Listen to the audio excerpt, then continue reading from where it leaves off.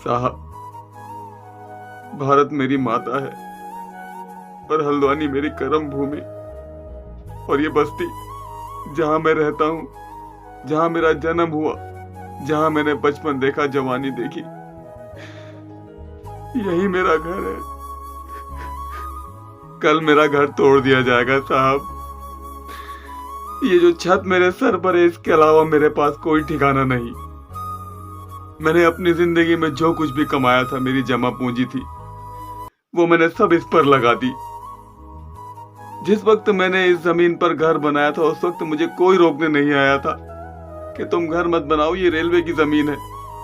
लेकिन आज ऐसा लगता है जैसे कि सारा समाज हमारे खिलाफ हो गया हो। बताइए साहब, मेरे छोटे छोटे बच्चे हैं, मैं उन्हें ठंड में लेकर कहां जाऊंगा? बताइए साहब, मेरे पास कोई ठिकाना नहीं।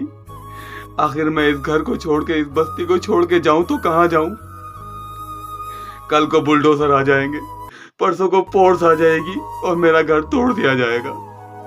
ये इस बस्ती का हाल है, जिसको रोज अखबारों में दिखाया जा रहा है, जिसके ऊपर रोज टीवी पर कोई ना कोई प्रोग्राम चल रहा है, अखबारों में छप रहा है, मीटिंगें हो रही हैं। लेकिन क्या कभी किसी ने इन गरीबों का दर्द देखा, कि इन गरीबों का दर्द समझा? इनकी आंखों में एक बार झांक कर तो देखो, इनकी आंखों में एक बार झांक कर देखो, क्या है इनकी आंखों में? वीरानी दिखाई देती है। ये पॉलिटिक्स, ये राजनीति, जिसने हमारे शहर को बर्बाद कर दिया है। बहुत सारे लोग खुश हो रहे हैं कि घर टूट जाए, टूट जाए, टूट जाए। कभी तुमने ये बात सोची कि ये जो गरीब इन घरों में रहते हैं, ये जाएंगे कहां? इनका दूसरा कौन सा ठिकाना है? पॉलिटिक्स हो रही है, राजनीति हो रही है। 15 साल से ये बात मैं लगातार देख रहा हूँ कि रोज कोई ना कोई ड्रामा चलता है और बार बार ये बात कही जाती है कि बनभूलपुरा के घरों को तोड़ दिया जाएगा, बनभूलपुरा के घरों को तोड़ दिया जाएगा। यहाँ बड़ा सा रेलवे स्टेशन बनाएंगे, 2-2 पटरी नहीं, 4-4 पटरी चलाएंगे। अरे किसके लिए चलाओगे पटरी? इंसानों के लिए तो चलाओगे ना। जब इंसानों के रहने के लिए जगह ही नहीं बचेगी तो फिर उस पटरी के चलाने का फायदा ही क्या? मुझे यह आवाज बुलंद करनी पड़ेगी। ये मेरे हक की लड़ाई है, मुझे इस लड़ाई को लड़ना पड़ेगा।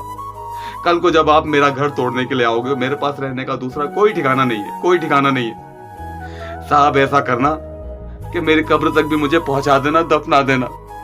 मेरे पास इस घर के अलावा कुछ नहीं है। तुमने वन विभाग में भी जाने के बाद ये बात की तैयारी कर ली है कि अगर इनके घर को तोड़ा जाए तो वन विभाग में भी, वन के अंदर भी इनको कोई जगह न दे तो ये कहां जाएंगे? कोई ठिकाना है इनके पास? कभी सोचा आपने? 4 लोगों ने मिलकर फैसला दे दिया कि बनभूलपुरा को तोड़ दो, और चले आए साहब तोड़ने के लिए। जब ये बसा था उस वक्त कहां थे आप लोग? क्यों नहीं रोका इन गरीबों को?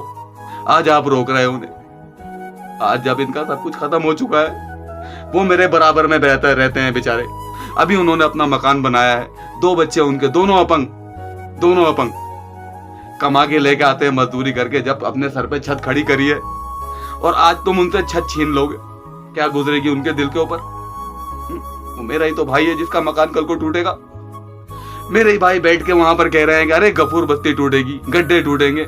उन गड्ढों में भी तो मेरे ही भाई रहते हैं, मेरे दोस्त रहते हैं, मेरी बहनें रहती हैं। क्या सरकार इतना नहीं कर सकती कि उन गरीबों को जगह दे दी जाए? इतनी बड़ी जमीनें पड़ी हैं, पूरे पूरे जंगल पड़े हैं, पूरे पूरे वन पड़े हुए हैं। अगर आप इस जगह को तोड़ना चाहते हो, क्या उनका पुनर्वास नहीं कर सकते? बस खाली उनको बर्बाद करने का ठेका है। साहब, मेरा ये वीडियो जिसके पास भी जाए, पहले तो इस वीडियो को शेयर करना। दूसरे मेरे दोस्तों, जो भी अधिकारी मेरे इस टीवी चैनल, मेरे इस छोटे से वीडियो को देखे, मैं उनसे हाथ जोड़ के माफी मांगता हूं। अगर मेरी कोई बात बुरी लगी हो साहब, मुझे माफ कर दीजिएगा। लेकिन मेरे हर भाई की, हर गरीब की यही कहानी है। हम लोग के पास कुछ नहीं है, सरकारी नौकरी है नहीं, ऑटो चलाता हूँ, 300-400 रुपए कमाता हूँ, उसी से मेरा घर चलता है। बड़े थोड़े पैसे कर आके जो है मेरे बराबर वालों ने, इधर उधर वालों ने घर बनाए। मैं भी उनके मकान में किराए पे रहता हूँ। लेकिन कल को जब मकान टूटेगा तो मेरा किराए का मकान भी चला जाएगा, मुझे भी सड़क पर ही बैठना पड़ेगा। मेरा भी कोई दूसरा ठिकाना थोड़ी है साहब। तो साहब, मेरी इन बातों से बुरा मत मानिएगा और हम लोगों के लिए कोई ऐसा विकल्प निकालिए कि जिससे हम लोग बस भी जाएं, हमारे बच्चे भी ठंड में ना रहें, गर्मी की मार भी ना झेलें, और हमें भी एक आशियाना मिल जाए, हमें भी एक ठिकाना मिल जाए। कल जब मैं बस्ती के ऊपर वीडियो बना रहा था तो मेरे ही भाइयों ने मुझे रोक दिया था, लेकिन मेरे दिल के अंदर जो जज्बात हैं मैं उन्हें नहीं रोक पाया। और मैं अपने दिल की बात बता रहा हूँ। जनाब, इन गरीबों के बारे में सोचिए। ये ट्रेनें तभी चलेंगी, इनमें लोग तभी बैठेंगे जब हम होंगे। जब हम ही नहीं होंगे तो फिर इन ट्रेनों के चलने का फायदा क्या? एक बार मेरी बात जरूर सोचिएगा साहब।